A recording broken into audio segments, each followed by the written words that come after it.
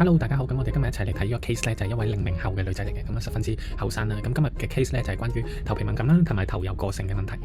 咁喺300倍嘅頭皮檢測當中咧，其實你可以見到佢個頭皮咧係比較油少少，甚至啲油咧係呈柱體嘅狀態。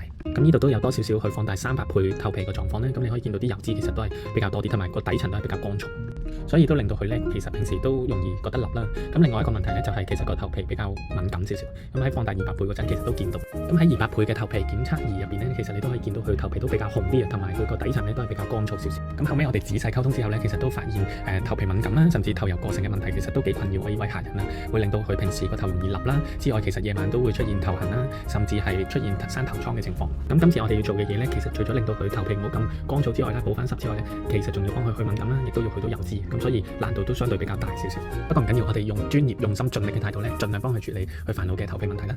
咁首先就補濕啦，之後有啲位就幫佢去角質啦，之後幫佢用去敏感嘅洗頭水洗頭啦。呢度就想同大家分享下咧，其實一支洗頭水真係好緊要。如果你想揾到一支又去敏感啦，又去到油啦，但係又令到你個頭皮冇咁乾嘅話咧，其實真係唔容易。所以最穩陣就做頭皮檢測啦，咁就可以揾到一支屬於你頭皮嘅洗頭水啦。因為真係好緊要，每一日都用緊。好，咁翻嚟先，咁繼續幫佢溫柔咁洗頭啦，捽下捽。咁之後就幫佢噴去敏感精華啦，噴下噴。最後就殺菌同埋消毒咧，搞掂。做完一次清潔療程咧，真係乾淨晒。你見啲油脂啊同埋敏感咧，其實都冇咗好多。咁呢度就有啲療程嘅前後效果圖啦。咁今次都好多謝呢位客人信任我啦，後尾同佢講翻咧，佢都話個情況好咗好多。咁我哋下個案例見。